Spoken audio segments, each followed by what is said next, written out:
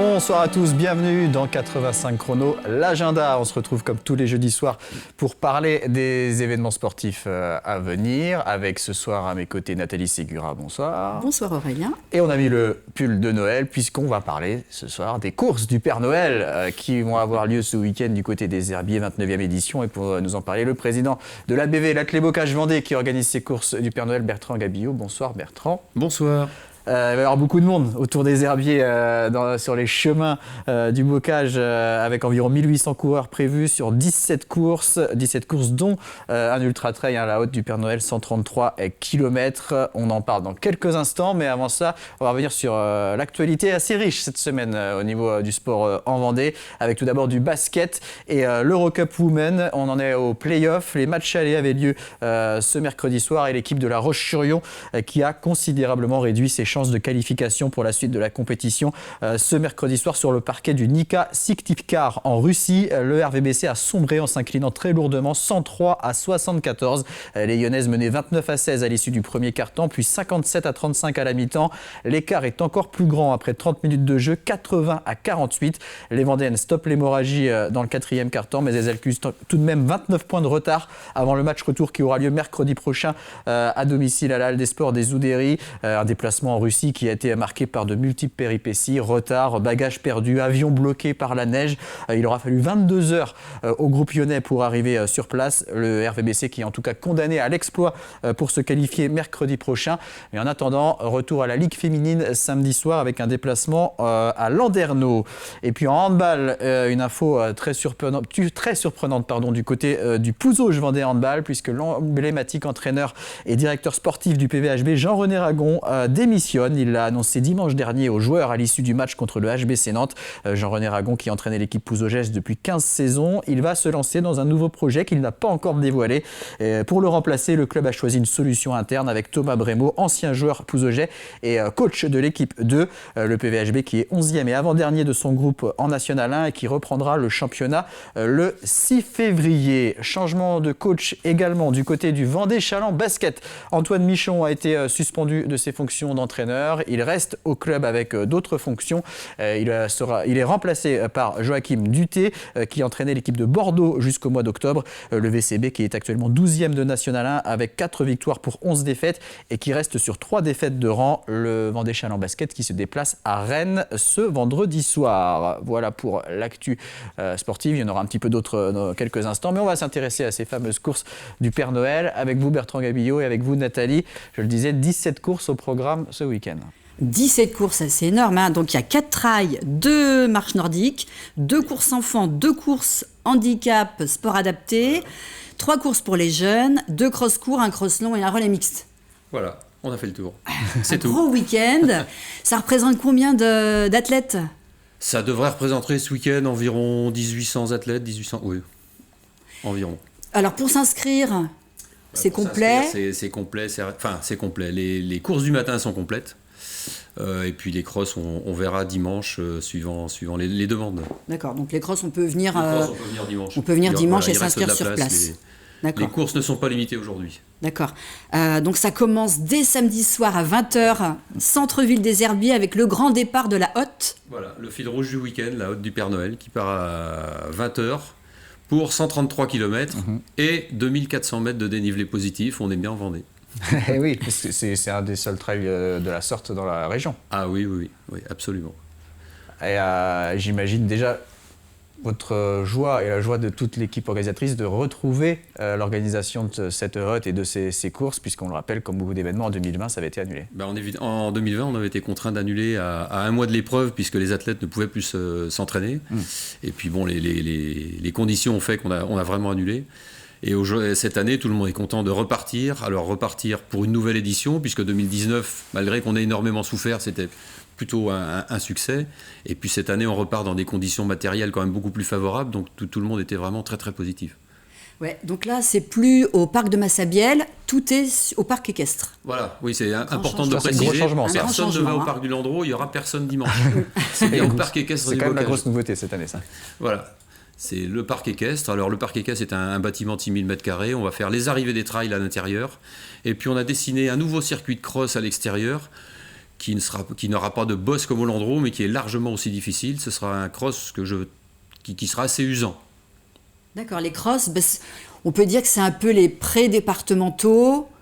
Généralement, le cross des herbiers, c'est quand même le dernier round avant le début des championnats. Donc tout le monde vient se tester. Et encore cette année, on a tous les clubs régionaux des départements limitrophes viennent chez nous faire un petit tour avant les fêtes de Noël et surtout pour préparer les championnats. D'accord, championnat. Donc le départemental, on peut rappeler le 9 janvier au Terre-Noire. Voilà, à La Roche-sur-Yon. Les parcours tracés, on peut revenir sur la haute, tracer un parcours de 133 km. Comment on fait? On prend une carte, on fait des croix, on traverse des propriétés privées aussi. On traverse énormément de propriétés privées. Alors avant d'en arriver aux propriétés privées, on se définit un peu un périmètre de chalandise, on va dire. Il y a certaines zones qu'on élimine parce qu'on est en trail, on recherche quand même un petit peu de dénivelé, du paysage, de la nature. On évite les routes tant que faire se peut. On regarde un peu ce qui existe en tracé. Et puis derrière, on commence à bâtir quelque chose. Et on fait le compte. Et petit à petit, on aménage. Et puis après, au fil des discussions avec les propriétaires, les agriculteurs, on arrive à tracer un circuit quasi définitif. Mais sur la Haute, par exemple, on a plus de 40 km de tracés dans des propriétés privées. D'accord. Et alors les parcours, c'est assez technique, je suppose, usant, avec du dénivelé.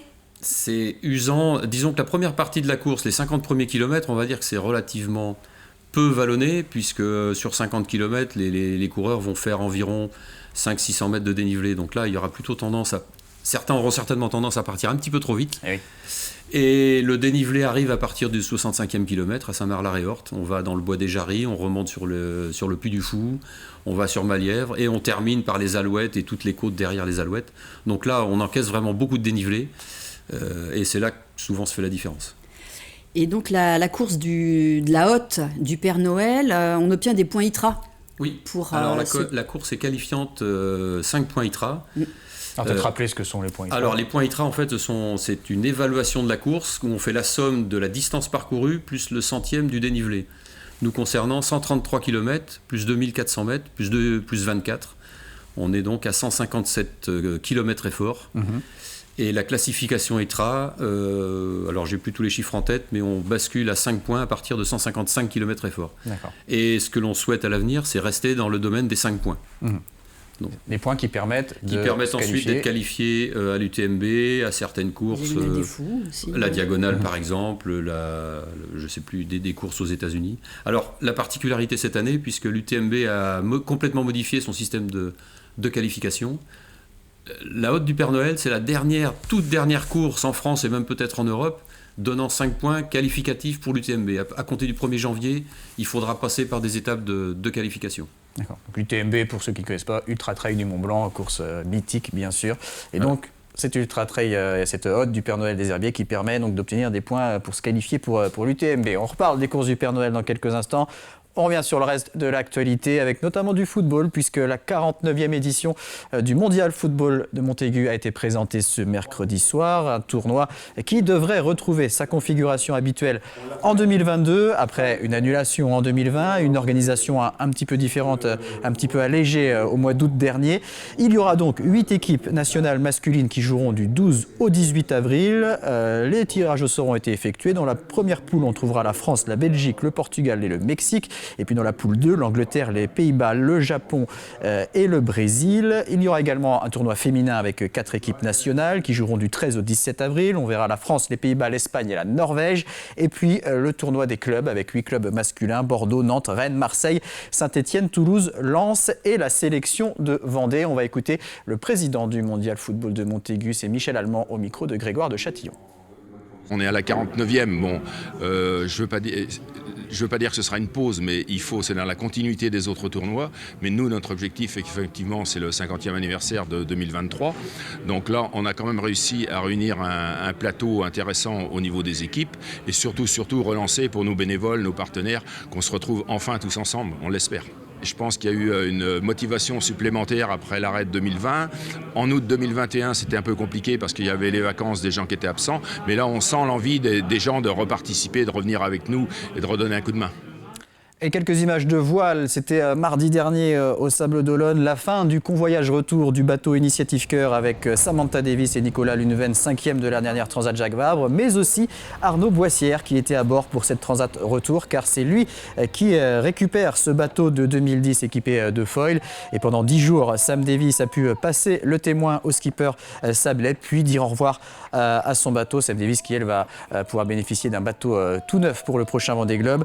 Et donc ce bateau Initiative Cœur qui va prendre les couleurs de la Micaline Artisan Artipole et sur lequel donc Arnaud Boissière devrait disputer son 5e Vendée Globe. On s'intéresse maintenant aux autres rendez-vous sportifs du week-end avec du basket et le championnat national 1 masculine, la 16e journée. L'équipe des Sables d'Olonne qui joue à domicile samedi soir face à Vitré. Les Sables 10e, Vitré 6e. Et je disais tout à l'heure, Challans se déplace à Rennes. On jouera en football la 12e journée de National 3 et un derby vendéen entre La Roche VF, 2e au classement avec un match en moins, et Le Poiré-sur-Vie, 7e. Pouzauges accueille la réserve de Laval. Fontenay affronte Sablé. À noter que Challans se déplace à Changé et la Châtaigneraie à Sautron. Du ring hockey à La Roche-sur-Yon samedi soir avec les 8e de finale de la Coupe de France et une belle affiche entre la Vendéenne et Saint-Omer, le leader invaincu du championnat de N1 Elite. Coup d'envoi à 20h30. Du cyclocross également, on est en plein dans la saison de cyclocross. Il y aura celui de Saint-Prouan samedi dans le cadre du Noël flamand au parc de la Bourroche avec la présence notamment de Valentin Guillot, Guillaume Guilbeault, Lucas Grelier, mais aussi Sylvain Chavanel, l'ancien coureur professionnel qui sera présent. Autre cyclocross le lendemain, le dimanche à Saint-Jean-de-Mont, à Orwet, au chemin de la Grainette. Il y aura 4 courses à partir de 12h15 et la course Senior Espoir s'élancera à 15h15. Du billard tout le long du week-end à la Faute-sur-Mer avec l'Open des Ninjas de vendredi à dimanche, c'est marqué samedi sur votre écran, mais ce sera jusqu'à dimanche avec des tournois Flyer le vendredi soir, des tournois triplettes, Grand Prix et tournoi Espoir le samedi, tournoi libre et féminin le dimanche. Et puis pour terminer, Nathalie, autre événement course à pied du côté de Fontenay-le-Comte dimanche avec la corrida de Noël. Oui, un 5 km, un 10 km au départ de la Plaine des Sports avec un tour dans le centre-ville de Fontenay. Ça va être une belle fête. Et puis tous les fans de Nathalie Ségura pourront également la retrouver dimanche du côté de Fontenay au micro. On parlait du parcours tout à l'heure de ces courses du Père Noël et notamment de la route du Père Noël, Bertrand Gabillot.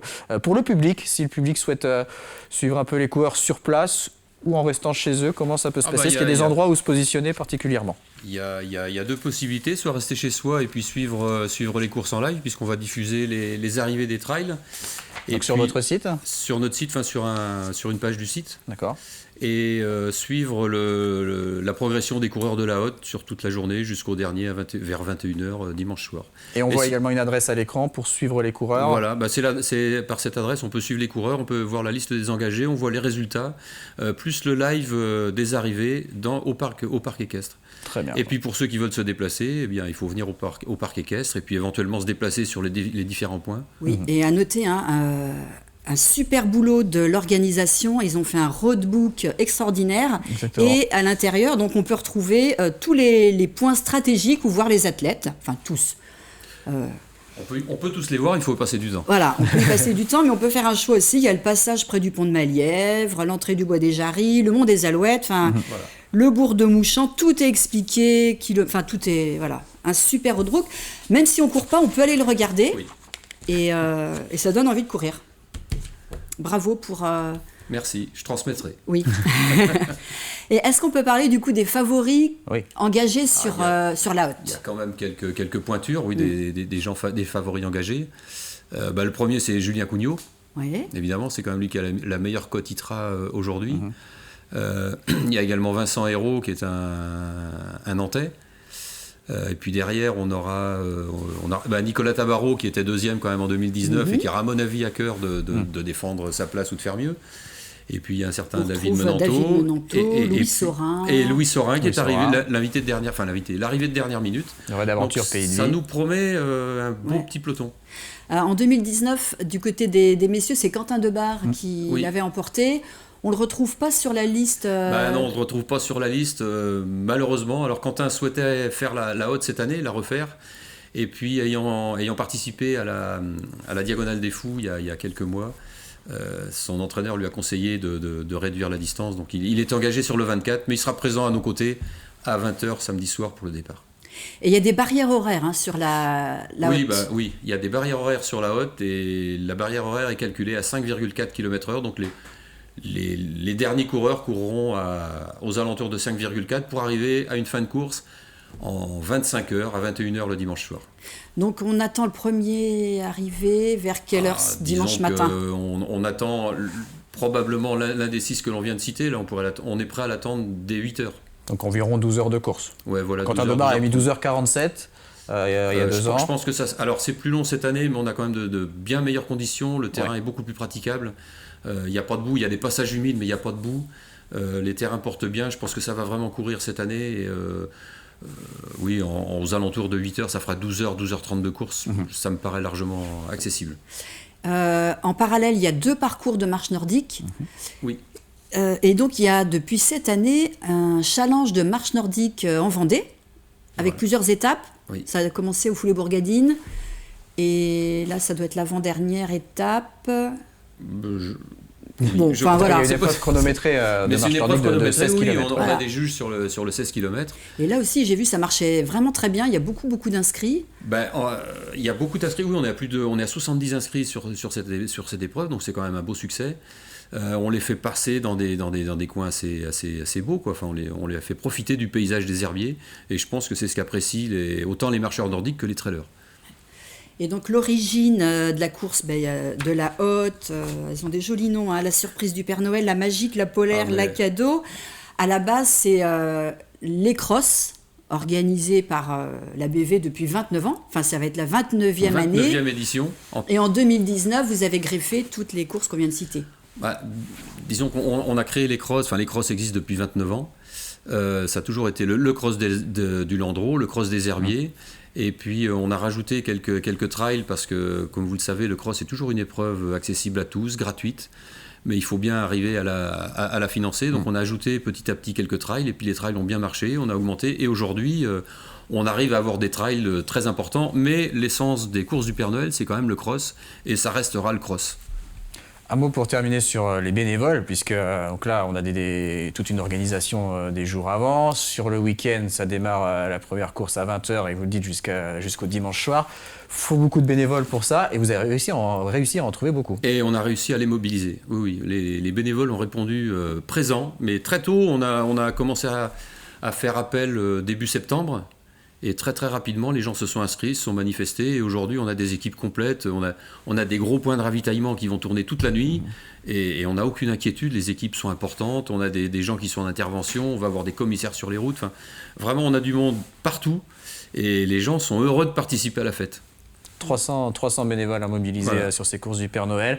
N'hésitez pas donc à aller, par exemple, à 20h samedi soir, place du marché. Il y aura des animations également en centre-ville. Voilà. Ça va être très sympa. Merci beaucoup, Bertrand Villot. Bon courage, reposez-vous bien si vous pouvez. On verra ça lundi. Voilà, vous reposerez lundi parce que ça va être assez intense ce week-end.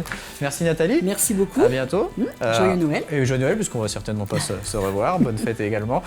Merci à vous de vous avoir suivis. On se revoit encore lundi pour 85 chrono le terrain et 85 chrono le vestiaire. Très bonne soirée à tous sur TV Vendée.